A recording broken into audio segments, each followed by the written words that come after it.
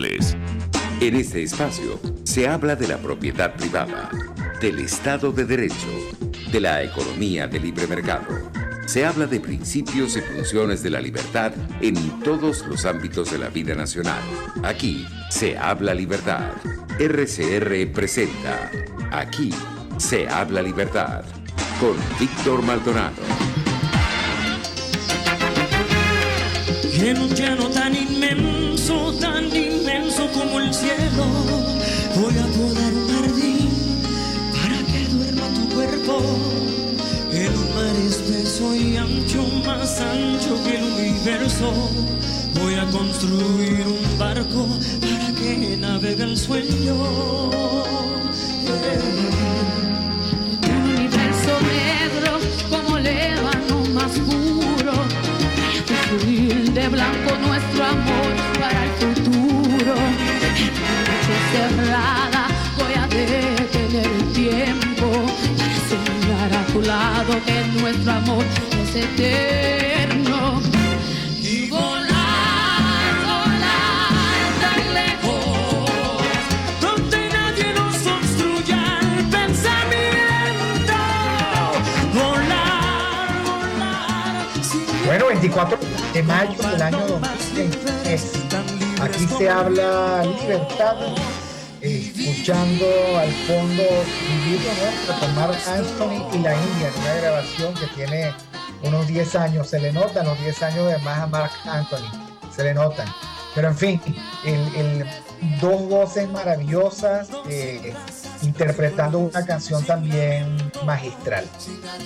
Hoy es miércoles de Perspectiva con Miguel Fontán y pues muy contento yo, seguramente también Miguel, porque hoy es el día de María Auxiliadora, 24 de mayo.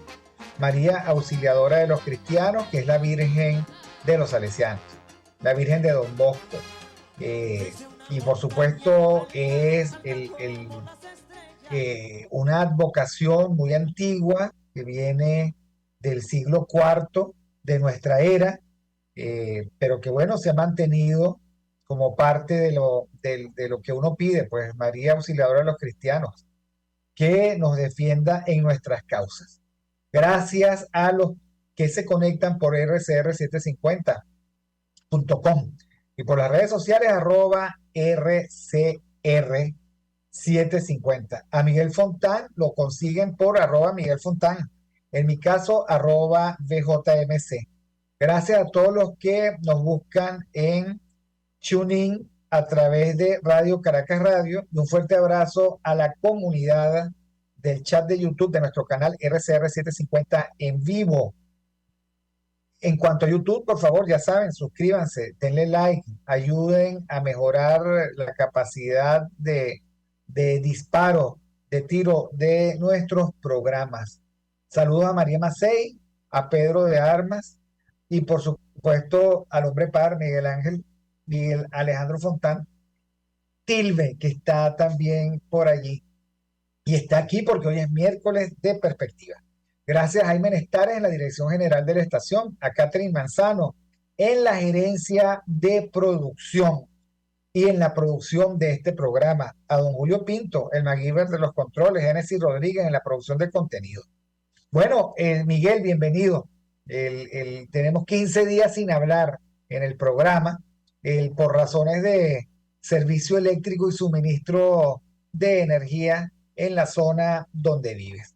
Pero cuando nosotros concertamos el programa de la semana pasada, que me pareció de verdad muy importante, el problema que nos preocupaba era que estaban saliendo las ofertas políticas y económicas de, entre comillas, los candidatos.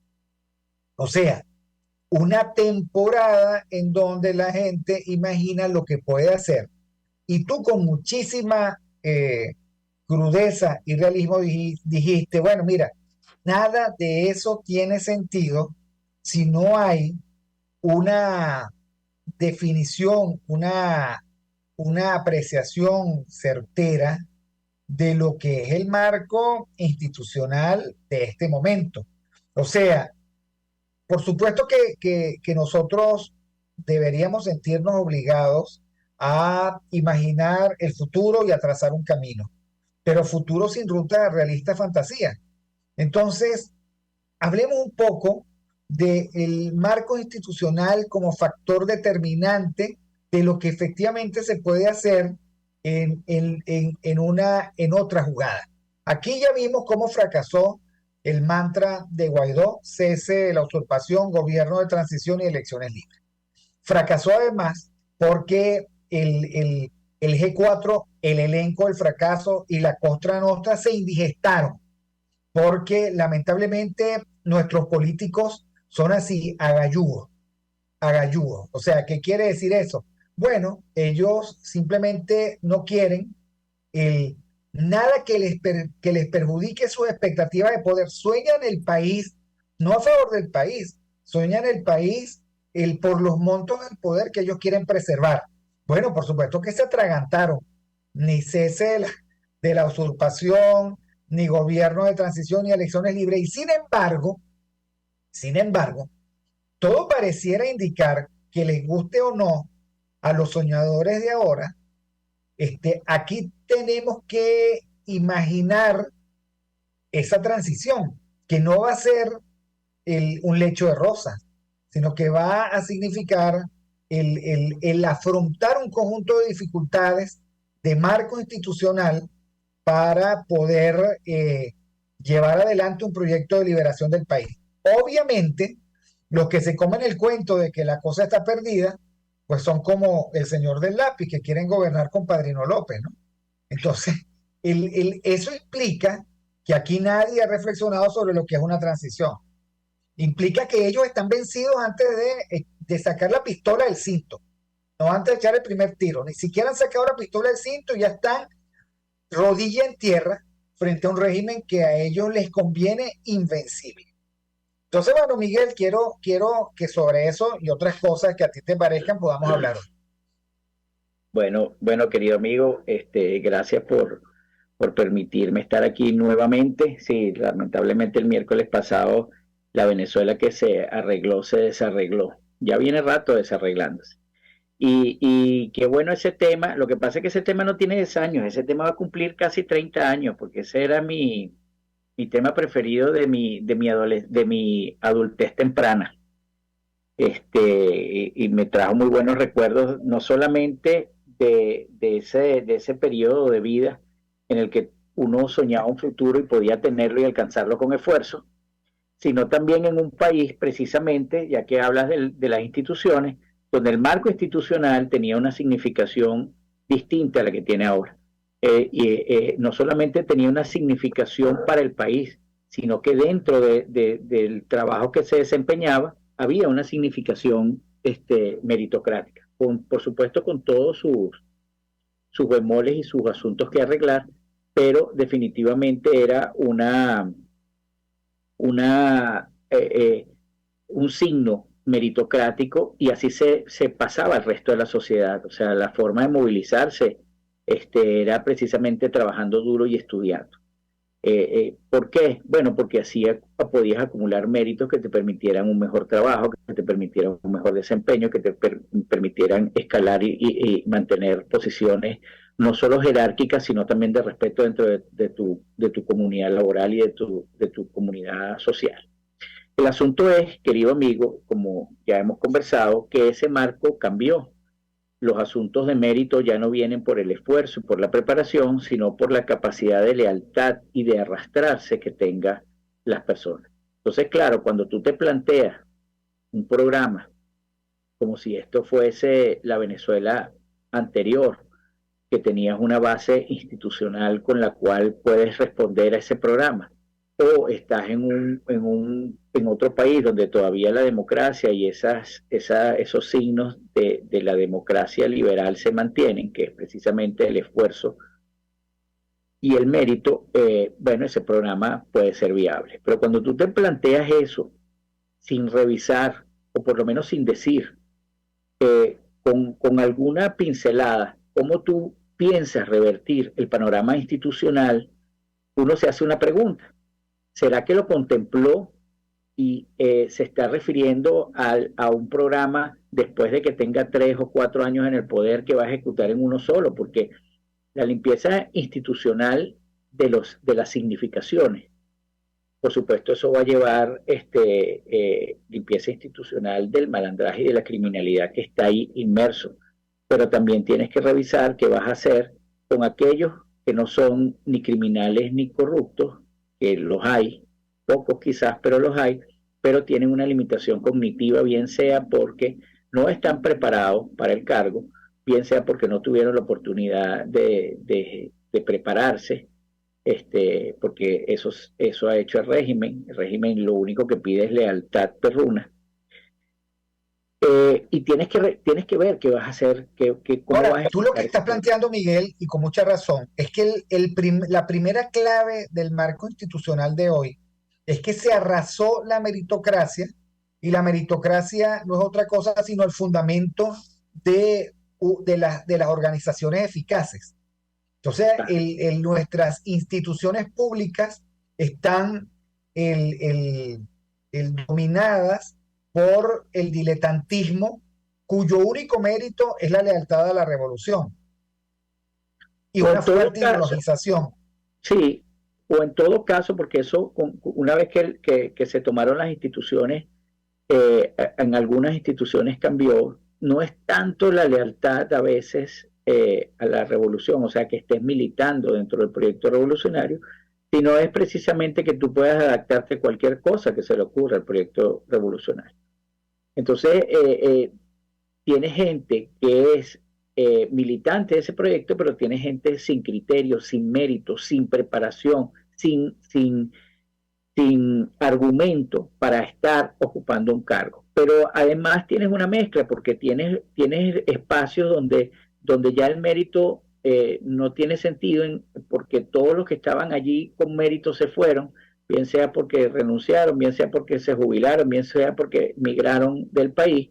Y entonces los que quedan ahí, por supuesto, existe una meritocracia en el sentido que está planteado en la revolución, es decir, bueno, sí, este es militante o está en la estructura, entonces debería estar ahí, o es el más viejo de todos, eso no quiere decir que sea el más preparado de todos. Entonces, como tienes esa situación, tienes situaciones híbridas en las cuales tienes gente que supervisa a gente que tiene méritos para estar donde él está, pero que por supuesto, por ser contrario a la revolución, no está allí. Entonces, las instituciones públicas son un crisol de muchas cosas que tú tienes que analizar, porque es mentira. Y de verdad creo que lo que me molesta principalmente es que tú te plantees un proyecto como si tú tuvieses una base institucional con la cual lo vas a resolver. Y eso es mentira. Tú puedes plantearte la expansión económica que tú quieras. La pregunta es, ¿con qué gente la vas a hacer? Porque tú puedes llevar a 2 o 3 supervisores, 2 o 3 encargados de dirigir el asunto, pero la carpintería, ¿quién la hace? ¿Quién hace esa carpintería? Entonces, si tú no te planteas cómo tú vas, por lo menos a pincelada, cómo tú vas a resolver el problema institucional, que dicho sea de paso, te va a llevar tiempo, te va a llevar tiempo. El chavismo, no olvidemos esto, el chavismo con todo, Sí, mira, lo, o te lleva tiempo o tú tienes que aplicar unas dosis de autoritarismo exacto, con las que probablemente no pueda llegar el próximo gobernante. Estamos imaginando que las cosas salgan. ¿Ok? Entonces, este es una simulación para todo el que nos quiera oír. Entonces, el, el, el gobernante que llegue, por más respaldo popular que tenga, no va a tener un marco institucional sobre el cual poder garantizar el cumplimiento de eso que Weber decía, de las ordenaciones generales transformadas en mandatos específicos. O sea, no va a tener respaldo organizacional. no, ¿Ok? no, Este, todo lo contrario, porque aquí, digamos, los muy cándidos dicen, bueno, lo que hay que resolver es la lealtad militar, ¿no? Hay que no, resolver la lealtad este, de la burocracia, es diferente. La lealtad de la burocracia, que además en ese momento se va a voltear contra el nuevo presidente que ofreció Villa y Castillo y le va a pedir aumento de salario, restitución de las prestaciones sociales, bonos, etcétera, etcétera, etcétera. Y tienes allí un ejército en contra de, por lo menos, de los cuales tú no puedes decir que te son leales de 3, 4 o 5 millones, un lastre demasiado grande. Entonces, Miguel Fontán dice, aquí tenemos un problema de marco institucional porque las instituciones están devastadas en su meritocracia. ¿Ok? Y el gobernante que llegue va a tener que contar como muy probable con la deslealtad de su administración. No hay nada más triste que un pobre poderoso solitario. O sea, no hay nada más triste que un presidente con su banda presidencial sin poder contar con nadie. Bueno, va a llegar con los ministros van a tener que metabolizar, va a tener que el separar la paja del trigo, va a tener que hacer de tripas corazón, va a tener que decir que con estos güeyes hay que arar, pero lo que quiere decir Miguel Fontán muy probablemente sea, esto no es de un día para otro. Y dependerá también del talante con el que lleguen los colaboradores. Porque si llegan colaboradores Comeflor, nos jodimos. O sea, todos somos hermanos, el abrazo en familia, porque la izquierda nunca va a dejar de conspirar, nunca va a dejar de colonizar las instituciones, nunca va a dejar de pretender volver al poder, nunca se va a olvidar de que ellos son los herederos del legado de Chávez, nunca van a batir y abatir y abatir ese imaginario de tal manera de tener posibilidades como pasó desgraciadamente en el caso de Nicaragua, que aprovechando la circunstancia del foro de Sao Paulo, del ALBA y de todos esos cuentos, de la presencia generosamente financista de Chávez, bueno, se montaron el poder. Allí tenemos a dos espectros gobernando el país con una tiranía que deja boba. Somoza era un carajito de pecho respecto de lo que es Ortega, que llega al escenario nicaragüense precisamente luchando contra la tiranía de los Somoza o la dictadura de los Somoza. Sí, fíjate, el chavismo, con todo lo autoritario que es, hay instituciones que le tomó más tiempo, incluso a veces hasta 10 años después de llegar al poder. Otras instituciones las tomó por la fuerza, con una brutalidad sin rubor, como fue PDVSA, y otras las termina tomando ahorita, que son las universidades, pero con un proceso de desgaste y un proceso de infiltración que le llevó mucho más tiempo que un periodo de 6 años. Eso es lo que se va a enfrentar un gobierno de existir, un gobierno nuevo. Cuando digo nuevo, no es nuevo fuera Maduro siendo el régimen, un gobierno que no esté en el régimen.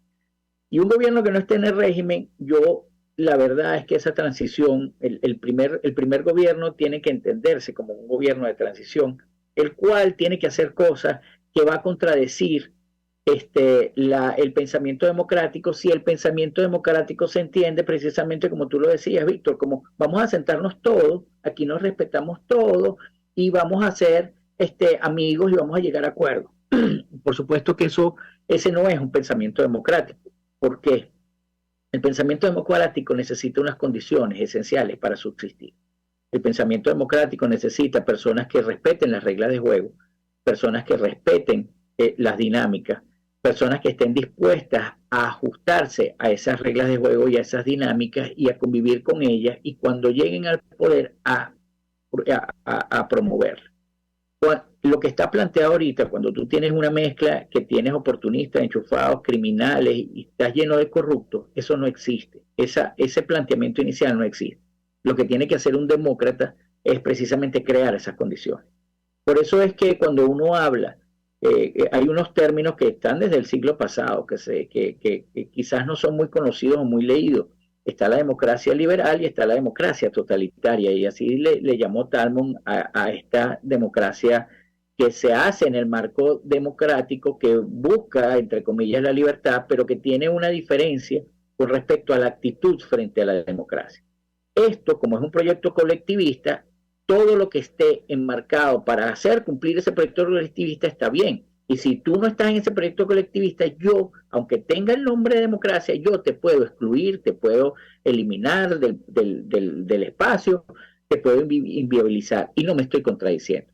La democracia liberal, que ve al individuo en su abstracción, pero también en su acción política muy particular, entiende que eso es una contradicción y efectivamente es una contradicción. Entonces, lo primero que hay que resolver es cómo tú vas a llegar, con qué concepción vas a llegar al poder. Porque si tú llegas con la concepción de que no vas a hacer una transición, es decir, de que no vas a crear las condiciones para que el país pueda funcionar bajo esa lógica democrática, sino que vas a desarrollar un proyecto que va a colocar a Venezuela de punta, hay dos cosas. O eres demasiado iluso y no estás no comprendes y no estás inmerso en el momento político que vive, o simplemente es una oferta como si esto fuese un canal de televisión que va a ser una preventa para que los anunciantes vengan y se anuncien. Cambian los anunciantes. Nadie quiere decir la verdad. O sea, nadie está ubicado en las condiciones de marco que realmente tiene el país. El otro problema es lo que es un país fragmentado, tomado por bandas y grupos de interés que tienen negocios con la cosa pública, con los recursos del Estado venezolano. ¿Cómo hacemos para reducirlos? O sea, ¿cómo se reducen fantasiosamente? Eso no se reduce fantasiosamente. El Tren de Aragua finalmente es una transnacional de la delincuencia. Las bandas, digamos, paramilitares, narcoguerrilleras, narcoexplotadoras de recursos naturales están allí y lamentablemente nadie se quiere referir a eso. Nadie. Tenemos, por supuesto, un déficit de suministro de bienestar en electricidad, en agua, en gas, y nadie quiere referirse a eso. Tenemos 3 millones de niños que no tienen escolaridad y nadie quiere referirse a eso. Tenemos una población de personas de la tercera edad que se están muriendo de soledad y de hambre y nadie quiere referirse a eso. Tenemos los hospitales colapsados y nadie quiere referirse a eso. Tenemos un adeudo de reflexión con la universidad pública que por supuesto no puede seguir con ese modelo de negocios y nadie quiere referirse a eso. O sea, lo que no entiendo es cómo el país pueda recibir como bueno un mensaje que no tiene ensilladura en la realidad y no nos dice cómo vamos a salir de esto, que yo estoy seguro que quien se atreva a decir la verdad y a hablar con la verdad, probablemente reciba el respaldo del país, porque este no es un país de ilusos, este es un país que ha sufrido mucho, este es un país el que sabe cómo se bate el cobre todos los días, en una circunstancia de altísima precariedad. Y este es un país que por eso está desafectado de la política. Viene este loco, viene esta loca, viene cualquiera de ellos a decirme que de un día para otro ellos con su varita mágica van a hacer de esto el país potencia. Eso no existe. A mí tú me tienes que decir cómo salimos de esta calamidad y cómo por lo menos nos enrumbamos hacia otra cosa. Ok, ¿qué vamos a hacer? Ahora sucede que todo el mundo está desdolarizando. O sea, al final esto es una especie de gran paleta multicolor a mí me parece y yo creo que si tú lo metes en una gran olla, lo que sale es un mondongo piche. Porque el otro tema también es que algunos gritan, soy liberal, otros gritan, soy socialdemócrata, otros gritan, pero sus programas de gobierno todos son demagogia y populismo. Y por otro lado, el continuar en la misma trama, que como dice Miguel Fontán, nos tiene fritos de hace muchos años, que es la trama de Fondo Monetario, Banco Mundial, vamos a endeudarnos porque nosotros necesitamos resolver lo macro, lo abstracto, el tema de las finanzas públicas que sin duda hay que resolver, pero yo quisiera saber si nos vamos a endeudar para pagar y honrar los bonos ilegales que declaró la Asamblea Nacional. Si nosotros vamos a reconocer una deuda que ha sido, digamos, en los últimos 25 años seguro, la excusa para un saqueo grosero y la creación de una clase de ricos en bancarrota moral que andan por el mundo pagándole y manteniendo a tirios y troyanos. Entonces, o asirios y troyanos. ¿Quién va a hablar de la verdad? ¿Quién va a hablar de la verdad? ¿Quién hace un diagnóstico del país que efectivamente nos haga sentido respecto de lo que vivimos? ¿Ok? El otro tema, y lo acabo de decir en Twitter, es, oye, qué divertido es que desde el exterior a 5.000 kilómetros nos digan que nosotros tenemos que llegar hasta el final. Ok, qué divertido. El que quiera, digamos que arme su legión británica y se venga para acá. Ok, porque los que estamos aquí sabemos hasta dónde podemos llegar. Estamos exhaustos, estamos cansados. Tenemos que vivir el día con luz o sin luz, con agua o sin agua, con plata o sin plata, acumulando deudas, viendo cómo se nos dañan las cosas sin poder repararlas. No podemos invitar a un amigo a la casa porque no tenemos cómo ofrecerle un vaso de Pepsi-Cola. Entonces, explíquenme, digamos, esas legiones británicas, canarias, españolas, mayameras, etcétera, etcétera, cómo es que ellos hacen una invitación tan cómoda, tan lejos. Eso también tendrían que explicarnos a nosotros, porque es que de lo que se trata es que cualquier oferta o propuesta que no entienda el marco institucional que vivimos, pues es ilusa, es fraudulenta y va a fracasar. Va a fracasar, porque recuerden ustedes que el gran fracaso del segundo gobierno de Carlos Andrés Pérez fue el fracaso de las expectativas. Él llegó y en Carúpano, yo lo recuerdo, porque digamos que yo ya estaba viejo para la época. Ustedes no tienen agua, pues yo les ofrezco agua y más agua, agua y más agua. Y se caía la tribuna de aplausos, ¿no? Porque el providencialismo se impuso. Y cuando llegó, lo primero que dice, no tengo dinero, la botija está vacía, tiene un ajuste, un ajuste sobre el ajuste del ajuste sobre el ajuste sobre el ajuste, con una tecnoburocracia muy capaz probablemente, pero muy poco entrenada en la política del día a día, y bueno, ya sabemos a dónde nos trajo eso, entre otras cosas. Entonces, a mí me da miedo que aquí haya una inflación de expectativas y que nadie caiga en cuenta de que esa promesa de ese futuro luminoso está en un más allá que nos niega a nosotros información sobre qué vamos a hacer con el más acá. Pero vamos un momentico al corte, Miguel, para que tú entres con toda tu reflexión y regresamos hoy hablando sobre el marco institucional. Inmenso, tan inmenso como el cielo, voy a podar un jardín para que duerma tu cuerpo en un mar espeso y ancho, más ancho que el universo. Voy a construir un barco para que navegue el sueño. Un universo negro como el ébano más puro, construir de blanco nuestro amor para el futuro.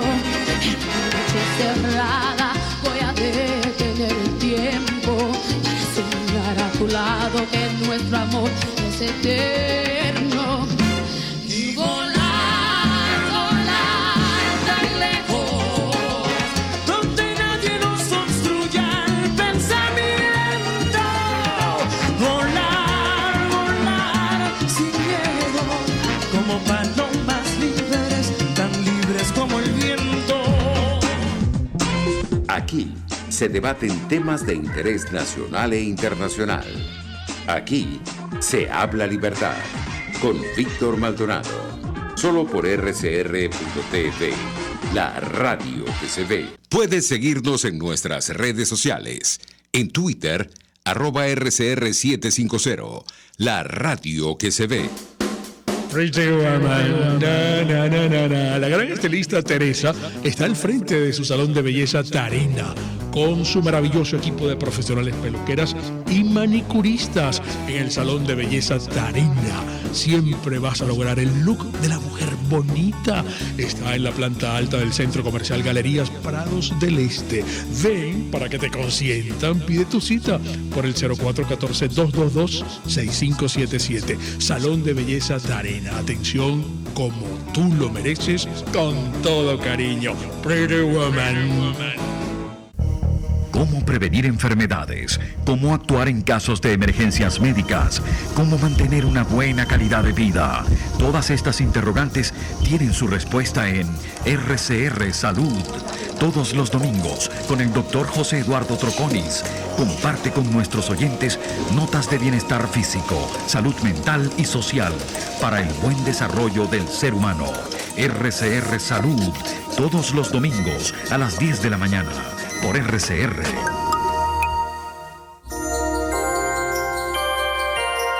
Saludos a todos los oyentes de Radio Caracas Radio. Les habla Rocco Remo y quiero invitarlos de lunes a viernes a las 6 de la mañana a la guía astrológica. Los espero con las posiciones de la luna y los planetas. Y también los sábados a las 2 de la tarde, hora de Venezuela, la guía astrológica. Un programa completo dedicado de 1 hora a todos los signos, los planetas y los astros. Solo por RCR y rcr.tv, la radio que se ve.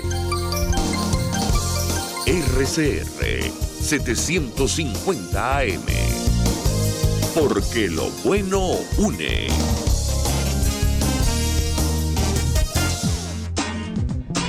Ideas para alcanzar un país con libertad económica, democracia política y seguridad jurídica. Aquí se habla libertad con Víctor Maldonado. Solo por rcr.tv, la radio que se ve.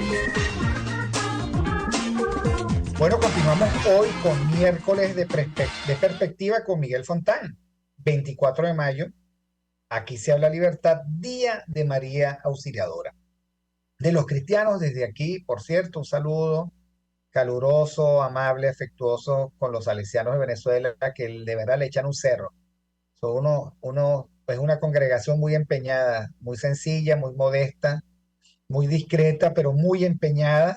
Allí donde efectivamente están los problemas, que es en las escuelas, en las comunidades populares, con los niños abandonados. Bueno, salvar 1, 2, 10, un puñado de niños ya los hace meritorios y salvan a muchísimos de verdad. Viven nuestra suerte aquí con nosotros, ¿no? Bueno, hoy día de María Auxiliadora, pues mi pensamiento está con todos los salesianos y casi que tengo que decir con todos los salesianos buenos que incidieron en mi formación. Tarcisio Didoné, el padre Diego Angulo, Nelson Rodríguez, el padre Sterba, el padre Pasha, el padre Juan Pablo González, en fin, muchos que se me pierden ahora en la memoria. Entonces, Miguel, tú estás en el derecho de palabra, de alegato. Bueno, fíjate que tú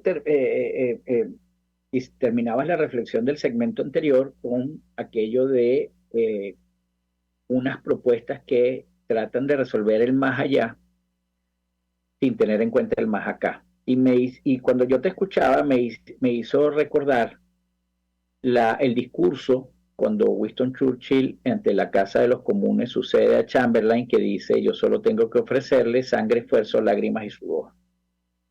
Yo creo que si nosotros pudiésemos hacer un juego con la historia y colocar a todos estos candidatos de las presidenciales en ese momento histórico, ninguno hubiese ofrecido eso, porque todos están imbuidos en una dinámica de marketing político que de alguna manera tiene que alejar la realidad, porque la realidad no le da para construir esa narrativa y esa escena que necesitan para subir la vibra política.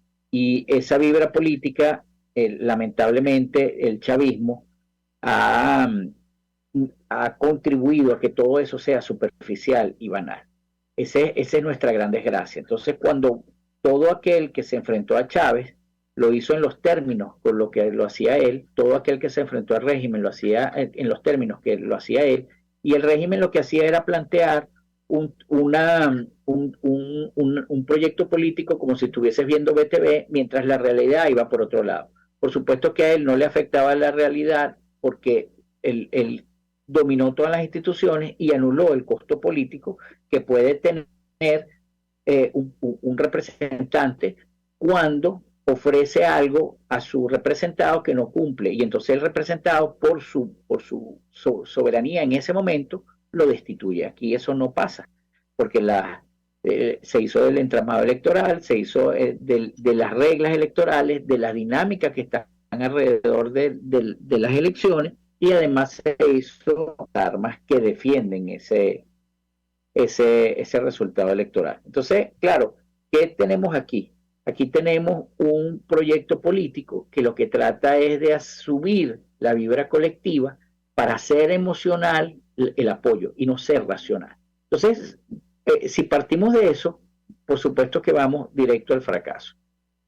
Vamos directo al fracaso, pero no del proyecto político, porque ese proyecto político no va a llegar.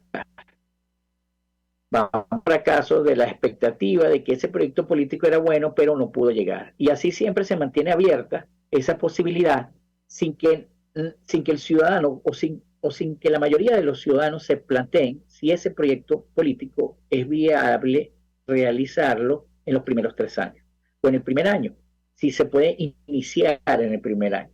Entonces, yo veo a 25 años, todavía el ciudadano, o existan, mejor dicho, ciudadanos, que no puedan sentarse a ver con algo de razonamiento crítico cualquier propuesta, cualquier discurso. Tú también mencionabas algo en el segmento anterior que no quisiera dejar a un lado. Hay un eslogan, nosotros vinimos del eslogan de el que se cansa pierde, ¿no? Y ese mantuvo como la lucha, cuando nosotros dividimos la oposición, si podemos dividir la oposición entre esa oposición falsa, entre esa colaboración, para usar tu categoría, entre esa colaboración que se iba por la democracia, o sea, por las elecciones, o por el mecanismo electoral, por eso no son elecciones, y la colaboración que se iba por la lucha y la confrontación, sacamos el eslogan del que se cansa pierde. Lo único que perdimos fuimos nosotros, que estamos cansados de, como tú dices, de tanta mengua y de tanto resistir.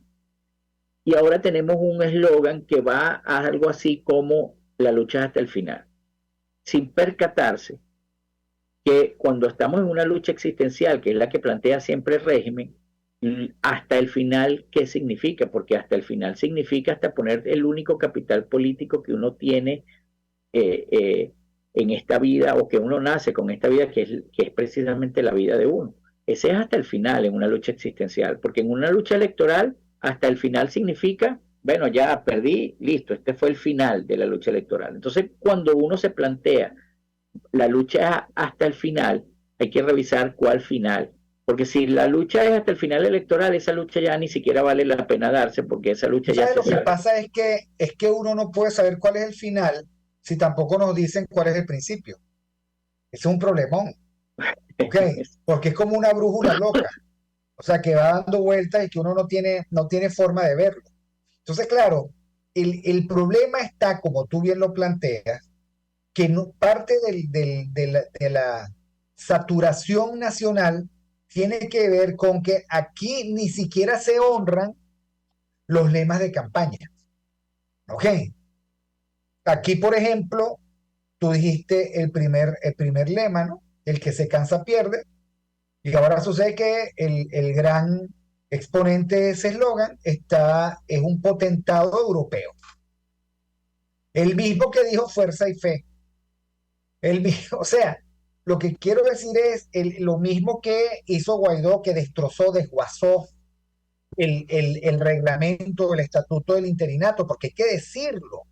Guaidó no terminó de levantar la mano y jurar, y comenzó a verse como candidato y empezó a decir, vamos a ir a unas elecciones, Maduro y no sé qué, y perdió el pulso del camino hacia la posibilidad de una transición. La repudió, además se comportó como timorato, se comportó prepotente. Ustedes tienen que ir y ver la historia chiquita de esa Asamblea Nacional, en donde excluía a uno, se aliaba con otro. Él se alió con Stalin. Stalin era en ese momento, digamos, filtrado de los intereses del gobierno. Bueno, fue su vicepresidente, ustedes no lo recuerdan. Henry Ramos Alup negaba cualquier más allá a la parte convencional, le abrieron las puertas a la fracción de la patria. O sea, lo primero que hizo fue hablar con Diosdado Cabello. Ese es Guaidó. ¿Y dónde está ahorita? Paseándose por Estados Unidos, eso sí, con zapatos prestados, trajes donados por cubanos, etc. Que además no ven cara de pendejo. O sea, nos vieron cara de pendejo cuando Lilian Tintori dijo que ella vivía de la platita que le daban de limosna en los aeropuertos, y este loco nos ve cara de pendejo cuando dice que el traje que usa es prestado. nos ven cara de pendejos. Nosotros no merecemos ni siquiera el tener a ellos como, o sea, tendríamos que pedirle al mundo, por favor, respeten a Venezuela y no le den auditorio a esos carajos que además nos ven cara de pendejos a nosotros. Entonces, ahorita hay un lema, que es hasta el final desde qué principio, de hasta dónde, porque si la vaina es que me voy a quedar en las primarias con CNE o sin CNE, bueno, está bien, ya al final está proyectado, es simplemente un lema muy coyuntural. Si la cosa es que voy hasta el final porque no voy a las primarias, pero voy hasta el 2024, ok, ya lo sabemos, pero eso no es una convocatoria al país, porque el país requiere un mensaje y una comunicación política que salga de la telenovela chimba, de esta vaina de las primarias, que si pueden, que si no pueden, que si 3-2, que si 2-3, que si 5-1, que si 4-0, que si van a renunciar mañana, que si es con el CNE, que si es sin el CNE, que es con el CNE pero sin cartahuella, que etcétera, porque esa vaina a nadie le importa, a nadie. Okay, los más fanáticos pro MUD, como esta análisis dijo, que en las primarias iba a votar cerca del 10% de la población. Entonces, claro, esta es una fiesta como la que cantaba Serrat, ¿no? Ok, en esa canción que se llama Fiesta, ¿no? O sea, en donde narra no la fiesta, sino el después de la fiesta. Entonces, a mí me parece, y yo le agradezco mucho a Miguel Fontán que me lo haya hecho ver, que si nosotros no forzamos la barra para decir, oye, estamos así, nuestro adversario es así, nuestras posibilidades son estas, nuestro camino es largo, no vamos a dejar efectivamente de pasar trabajo, pero a lo mejor construimos esperanza en una ruta que nos lleva a algún lugar y bueno, nos llevará a nuestros hijos a recuperar el país o a nuestros nietos. Pero lo que no podemos es dar la vuelta en un laberinto en donde somos víctimas unos y otros de un minotauro feroz y en donde además Ariana, que es la que debe dar el hilo para salir, nos traiciona una y otra vez. Eso es lo que no puede ser. ¿Ok? No puede ser que nosotros vivamos una versión todavía peor y más terrorífica del laberinto del minotauro. No puede ser. Y eso es lo que está lamentablemente planteado. Entonces, claro, cuando dicen cualquier cosa, uno se trae, qué sé yo, a un asesor norteamericano, el otro se trae a 3, el otro dice esto y lo otro, no vale. Nárrame los primeros 15 días, nárrame los primeros 3 meses de tu gobierno, nárrame tu hoja de ruta para llegar allí, que no puede ser la hoja de ruta institucional, convencional, porque esto no es ni institucional ni convencional. No solo no es institucional y convencional, porque puede ser ese entramado solamente con mediocridad.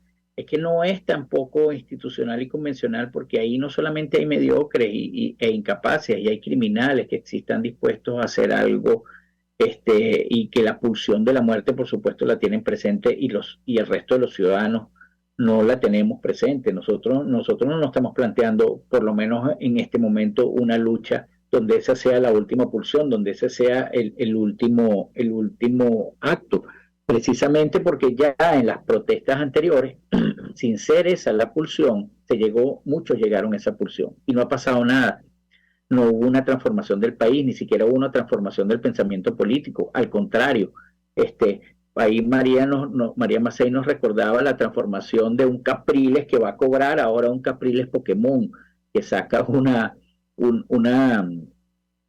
propaganda de verdad que no solamente es un daño a la política en el sentido de la banalidad y la superficialidad, sino también es una muestra de lo que es esa configuración política. Entonces, por supuesto, tú tienes planteado un escenario en el que el régimen necesita lavarse la cara. Tú no te la puedes lavar con Prosperi, te la puedes lavar con Capriles, porque ya ellos, bueno, Prosperi no tiene ni siquiera lo que se necesita para ser medianamente un candidato que al menos puedan falsear.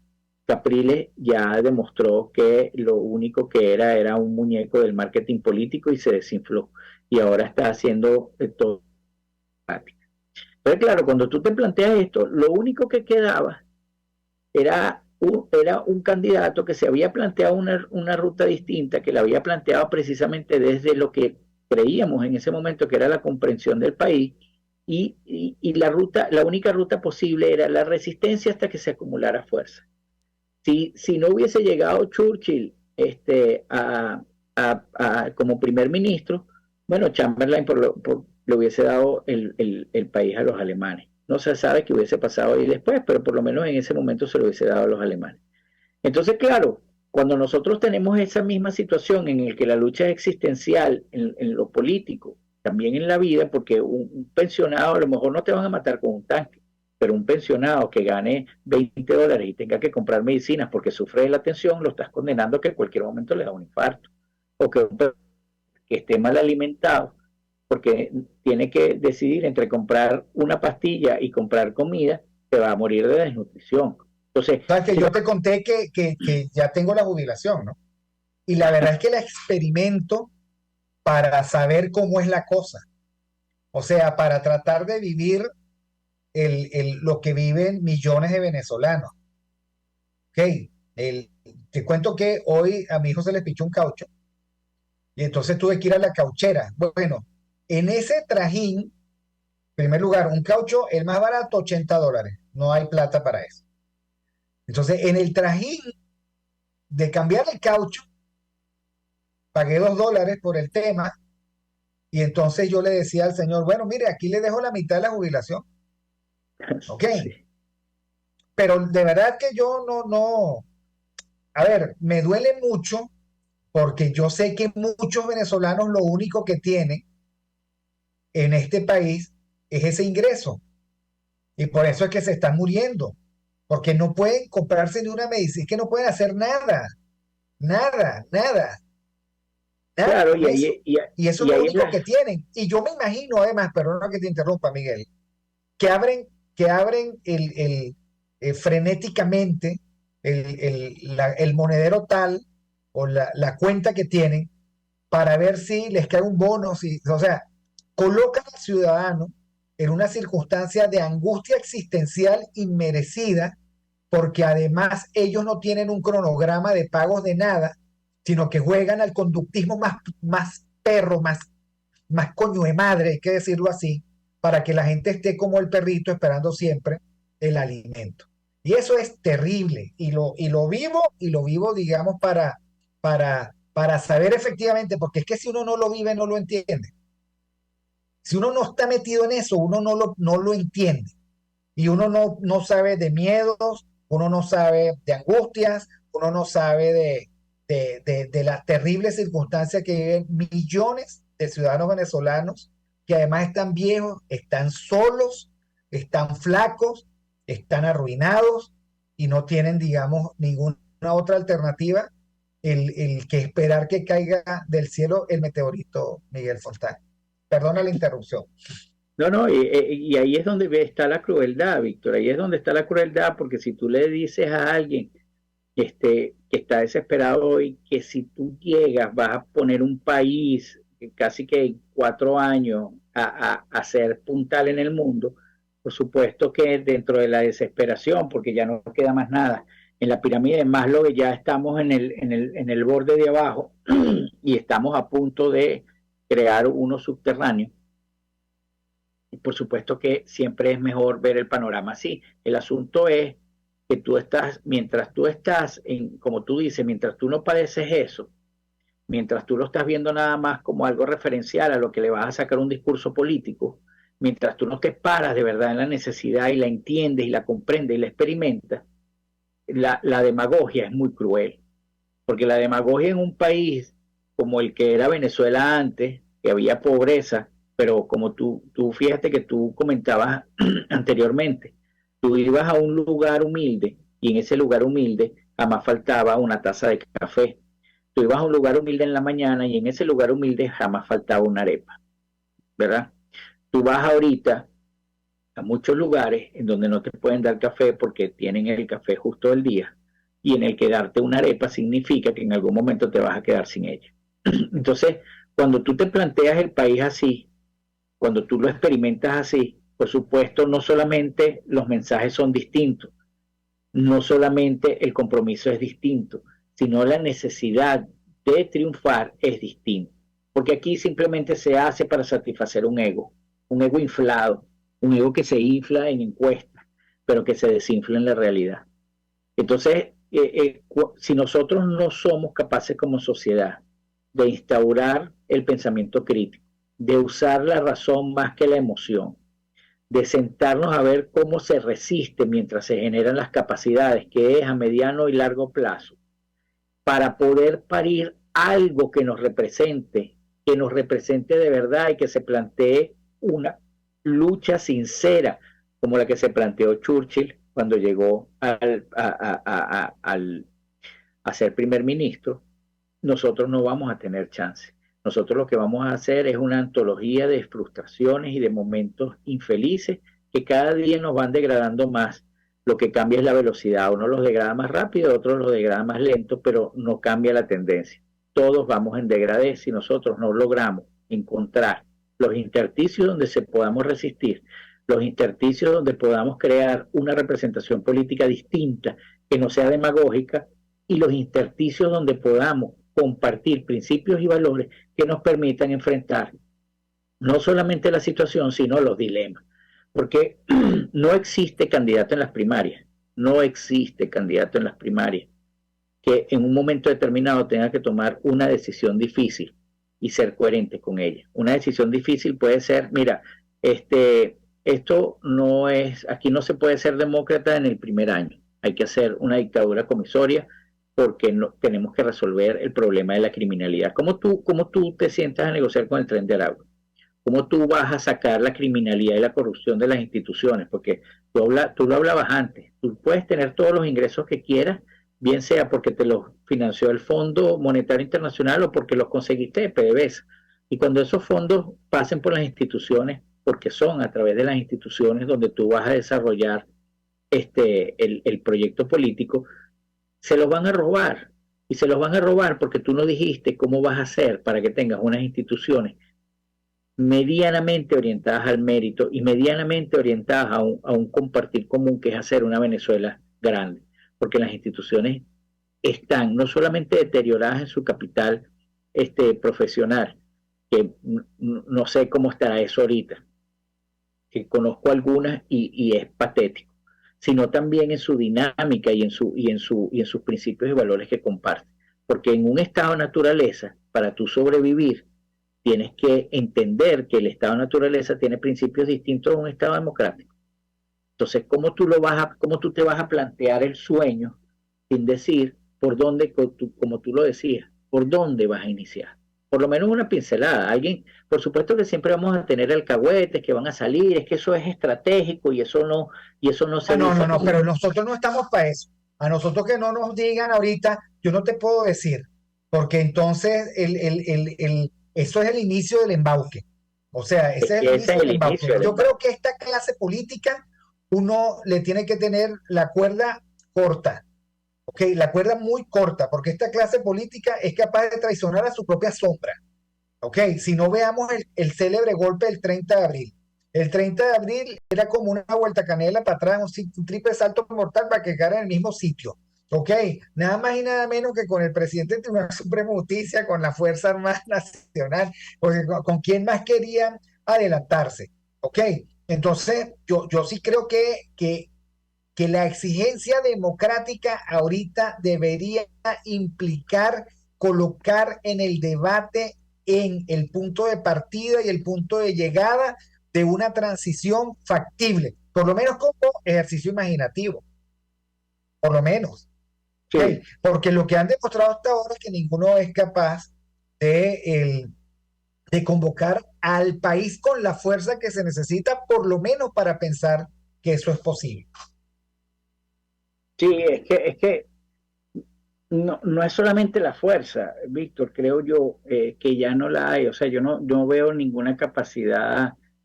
Mira, siendo realista, y voy a decirlo con nombre y apellido, si María Corina no pudo imponerse frente a la maquinaria de la MUD, sino que tuvo que elegir el camino que el régimen plantea y que la maquinaria de la MUD siguió por tantas veces para poder competir con el liderazgo. La pregunta hay que hacérsela seriamente. ¿Va a tener la fuerza de imponerse a un régimen que además no tiene caminos institucionales, tiene límites institucionales, sino que tiene la capacidad que le permite el estado de naturaleza en última instancia, es decir, el querer hacerlo y el poder hacerlo? Entonces, nosotros tenemos que ser realistas en ese sentido, nosotros tenemos que construir un nuevo ciudadano, nosotros tenemos que entender que todas las referencias institucionales son a favor del régimen, y que si usted quiere como ciudadano hacer una transición a través de los caminos institucionales, empiece por infiltrarlos ahora, todos. Llegado a un punto que no es a corto plazo, sino a mediano plazo, cuando todo lo que usted infiltró llegue a una posición de liderazgo dentro de la propia institución, entonces diga, esta es la hora cero y cambiemos el juego institucionalmente. Ahora, Miguel, lo que no tengo claro es si tuvo o quiso. ¿Okay? ¿Perdón? No tengo claro es si tuvo que hacerlo como una especie de gran determinación sobre su vida o si quiso hacerlo. Son dos cosas diferentes, sí. Pero eso será otro programa. Ese será otro programa. Es verdad, esta mañana yo llevo a mi hijo a la escuela enciendo el radio. Todavía tengo radio. Bueno, los carros venezolanos son los únicos que todavía tienen radio. Los otros tienen unas pantallas espectaculares conectadas con internet, etcétera, pero eso no ha llegado hasta aquí. Y entonces sí me extrañó que hoy toda esa cadena de la que está hablando Abraham Bensid estaba hablando de emprendimiento, de qué bien le va a los emprendedores, pero todos, unos y otros, me sorprendió. Aquí pasa algo porque sincronizaron el tema y digamos que las dos anclas que actúan entre 6 y 9 de la mañana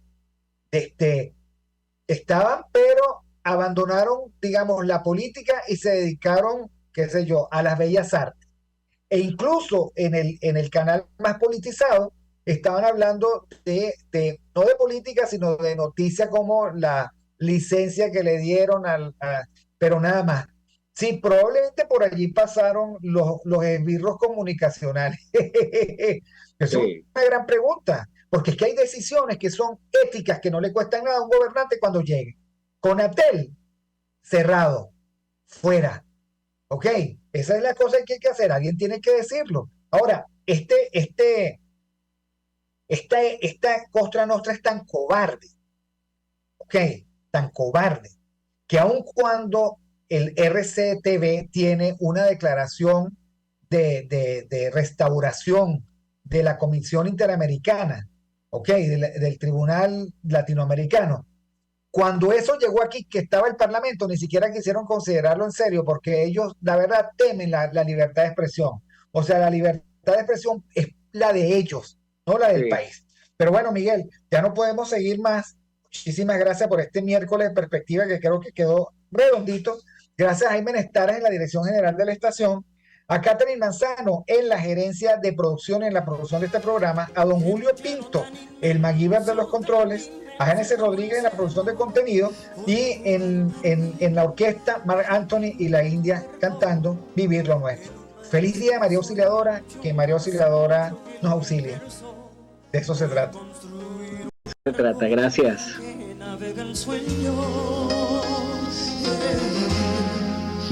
universo negro como lébano más puro, construir de blanco nuestro amor para el futuro. En la noche cerrada voy a detener el tiempo para señalar a tu lado que nuestro amor es eterno. Y volar tan lejos, donde nadie nos obstruya el pensamiento. RCR presentó Aquí se habla libertad con Víctor Maldonado, solo por rcr.tv, en Twitter y Periscope, @RCR750, la radio que se ve.